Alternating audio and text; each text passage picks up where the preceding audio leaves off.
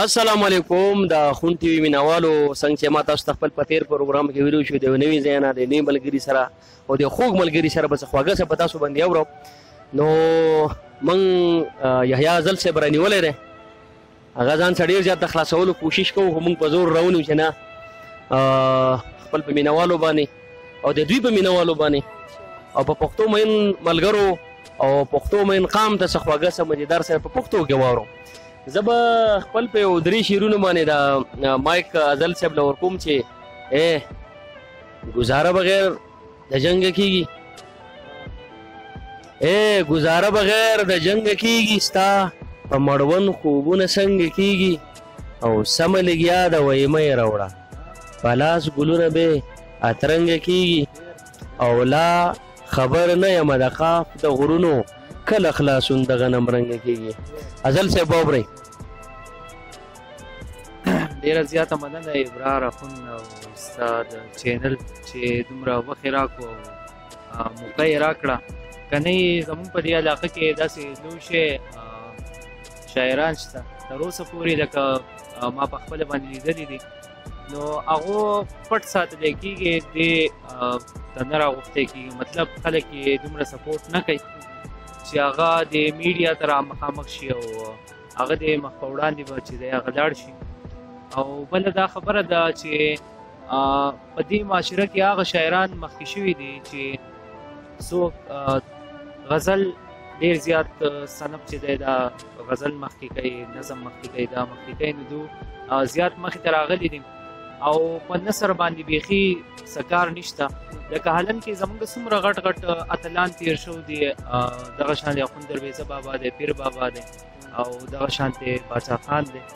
نو دا دومره غټ غټ خلک تیر شوي دي په دوی باندې تاریخي کتاب هېڅ چا هم ونه دي تر اوسه پورې نو موږ له پکار دي چې شاعري هم کوو خو د شاعرۍ سره سره موږ له په نثر کې هم څه کار پکار دی چې آیا زموږ د تاریخ چې دی دا زموږ نه هیر نه شي چې موږ څه او څه پاتې شوي یو موږ څنګه دې علاقې ته راغلي یو څه مشکلات په موږ باندې راغلي نو زه دا وایم چې کم از کم موږ له پکار دي چې په نثر کې لږ کار وکړو خپل تاریخ چې دی دا بیا دوباره راژوندی کړو په دې اوسني ورځ چې دی دا مطلب دا کوم وخت چې دا لاکډاون دی او دا خلک چې دی دا ټول کورونو کې بند دي د هغو دپاره یو دوه شعرونه چې څرنګې وبا ده دا لا څرنګې وبا ده خوشي کړې دنیا ده رور د روره لرې تښتي دا وبا ده که بلا ده دا د هغو دپاره او بل یو شعر به ورته هم ډالۍ کړمه د دې ورځو متعلق چې په هیڅ حال مو وس ته دیدن نه کېږي جانانه په هیڅ حال مو وس ته دیدن نه کېږي جانانه ته زما انځور ته ګوره زه به ستا انځور ته ګورم ډېر حد دی یار ستاسو سره به زه یو نظم چې دی دا به ستاسو سره شریک کړم د نظم عنوان دی خوب لنډ غونډه کې نظم دی وایي زه دا ستا نه قربانېږم ګوره سم لیونی کېږم زه دا ستا په مینه پایم ګوره هر وخت دې ستا یم بس تا غواړم د رب اوس مې کړې ده دا ژبه بله جوړه مې دنیا کړه سمې یره د بلا کړه هېڅ څه زغم مې پکې نه و نور څه غم مې پکې نه و بس ستا غېږه مې دمه وه ستا په خوا کې چې مې شپه وه ستا د زلفو ټال مې جوړ کړو خپل د زړه دا تاو مې سوړ کړو ستا د شونډو د دې رنګه تخم کرمه په منډه بس دا خوب و چې راویښ شم نه جانانو نه جهانو یو غزل به سر شریک کړم چې زړه مې د خپل تنه جدا کېږي زړه مې د خپل تنه جدا کېږي کله چې هغه ما نه بیلیږي او صاحب صاحب وایي ربه ستا د حسن په بازار کې ربه ستا د حسن په بازار کې تور او غنم رنګ زما خوښېږي او ابرار صاحب چې ما اخله ساحونه نور قلار شه ما اخله ساحونه نور قلار شه قام مې ګورې زر ده چې ختمیږي او کله چې مې ستا ظلم ته پام شي کله چې مې ستا ظلم ته پام شي سر کې مې مازغه لکه خوټ کېږي او مور ته یې نن داسې څه ویل چې مور ته یې نن داسې څه ویل چې زړه مې په ازل پسې نړېږي ډېر ښه ډېر ښه ډېر ښه ډېر مزیدار بل نظم دی لنډ نظم دی زما نظمونه زیات تر لنډي او کوشش مې دی چې وخت زیات د خلکو وانخلمه نو دا چې دی ظالمه یې دغه د عنوان دی ظالمه یاره دا دې څه وکړل د انتظار لمبو ته دی په بیابان پرېښودم د پلار او مور مینه دې وپالله جابره ګوره نو تا دا کوله زما نیمګړي ارمانونو ته دی یو ځل هم خیال نه و کړی جانانه ډېر جابر وختې د حوصلې زیږی هم پاتې نه شو اوس مې په خپل ذهن لاسونه چرته رسي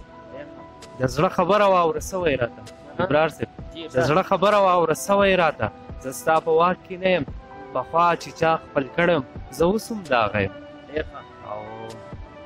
اوس په سترګو هم نابینا شوی یم هر وخت په غوږونو باندې ستا د خبرو اوازونه اورم خبرې خپې مې چرته بوځي ستا د کوڅې مخې ته اوس په لاسونو باندې ځان له په خپله ګزارونه ورکړو ظالمه دومره ظلم د انتها نه بره خو څوک په ځناور هم نه کړي لکه تا چې په ما اور بل کړو لمبې دې جوړې کړې علم دې خبر کو فتنې دې جوړې کړې دا وخت به هم تیر شي خو دغه داغونه به په زړه لرمه ستا د راتلو تمه به ختمه کړمه بیا به د شپو سره خبرې نه کوم غزل به سره بل شریک کړم چې زما او ستا د مینې حقیقت منافقت او تل منافقت زما او ستا د مینې حقیقت منافقت او تل منافقت خلق پکې یو په دوه خرڅېږي قانون ټول روان دی په رشوت او وزي د لاسه مو وطن ګورې راځئ چې پکې وکړو بغاوت او چې نشته دی په ما کې تعصب نو ولې ستا په زړه کې دی نفرت او نور په دنیا ساړوبی شوی یم بس را دې شي ازل په قیامت دا و زموږ ملګری یحیی ازل صاحب او تاسو ته واورېدل انشاءالله د یو بل ځای نه د یو بل